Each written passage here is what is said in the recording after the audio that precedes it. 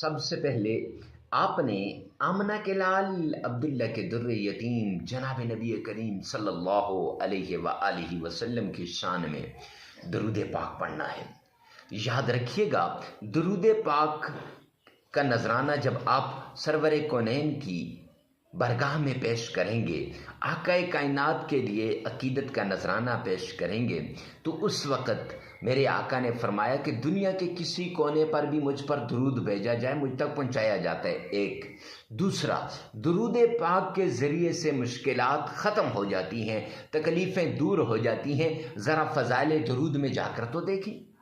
جامع ترمذی جلد 2 کی روایت ہے، جو شخص 3 مرتبہ سرور کونین تاجدار مدینہ جناب نبی کریم صلی اللہ علیہ وآلہ وسلم کی شان میں درود پاک پڑھتا ہے، اللہ کریم اس کی ساری مشکلات کو دور کر دیتے ہیں، اس کی ساری تکلیف ختم کر دیتے ہیں، اللہ کی ذمہ داری میں آ جاتا ہے۔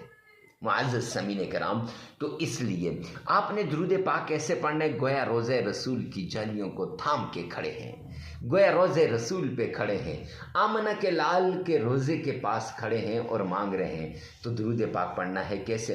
آئیے میرے ساتھ مل کر پڑھنا ہے۔ کون سا درود پاک پڑھنا ہے، کتنی بار پڑھنا ہے اور کیسے پڑھنا ہے؟ تو درود ابراہیمی پڑھنا ہے، جو آپ نماز میں پڑھتے ہیں، وہی درود پاک آپ نے پڑھنا ہے، اور وہی درود پاک کیونکہ اس میں آپ کا تلفظ صحیح ہے، دن میں 5 مرتبہ آپ پڑھتے ہیں، نمبر 1۔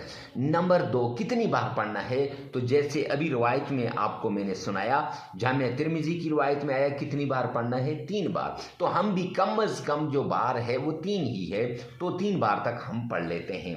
تو زیادہ سے زیادہ کی کوئی حد نہیں ہے، اگر ایک شخص زیادہ پڑھتا ہے تو کوئی بات نہیں ہے، لیکن کم از کم جو ہے وہ 3 بار آپ نے پڑھنا ہے۔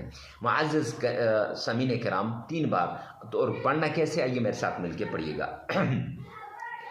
اللہم صلی علی محمد وعلی آل محمد كما صليت على إبراهيم وعلى آل إبراهيم إنك حميد مجيد اللهم بارك على محمد وعلى آل محمد كما باركت على إبراهيم وعلى آل إبراهيم إنك حميد مجيد۔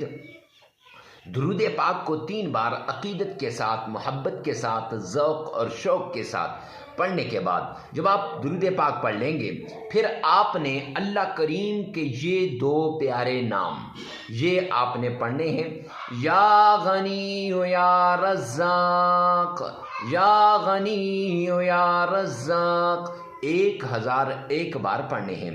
پہلے آپ نے 3 بار درود پاک پڑھنا ہے، پھر اس کے بعد اللہ کریم کے 2 نام یا غنیو یا رزاق 1001 بار تسبیح کے 1 دانے پر دونوں پڑھنے ہیں۔ اکثر لوگ بعد میں سوال کرتے ہیں، مفتی صاحب یہ جو یا غنیو یا رزاق کو 2 نام ہیں، علادہ پڑھیں یا 1 پڑھیں؟ تو معزز سامعین کرام، آپ علادہ بھی پڑھ سکتے ہیں، 1001 بار یا غنیو پڑھ لیں، پھر 1001 بار یا رزاق کو پڑھ لیں، یا ایک ہی دانے پر یا غنیو یا رزاق کو، یا غنیو یا رزاق کو۔ بیسٹ یہ ہے کہ آپ علادہ پڑھ لیں، پہلے یا غنیو کی تسبیح پڑھ لیں، پھر یا رزاقو کی تسبیح پڑھ لیں۔ پڑھ لیا؟ اب اس کے بعد قرآن پاک کی چھوٹی سی سورت ہے، اِنَّا أَعْطَيْنَاكَ الْكَوْثَرَ فَصَلِّ لِرَبِّكَ وَانْحَرْ إِنَّ شَانِئَكَ هُوَ الْأَبْتَرُ۔ یہ چھوٹی سی سورت یہ آپ نے پڑھنی ہے، اور یہ صرف 11 بار پڑھنی ہے۔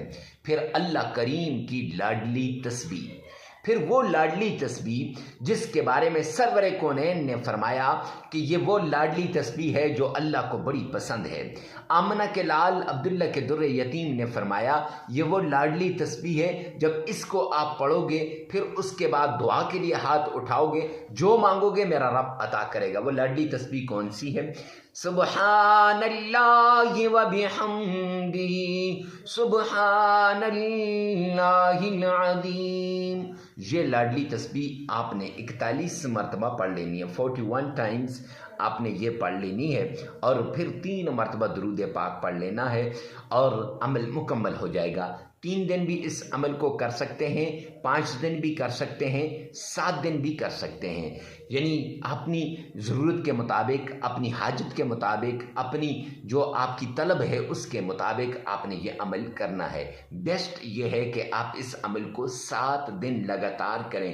یاد رکھیے گا ناغا نہیں کرنا، اگر ناغا ہو جائے 7 دنوں میں پھر نئے سرے سے شروع کرنا ہے، کیونکہ دیکھیں کچھ بھی کرنے سے پہلے انسان کو کچھ کرنا پڑتا ہے، کسی چیز کے حصول کے لیے کچھ نہ کچھ کرنا پڑتا ہے۔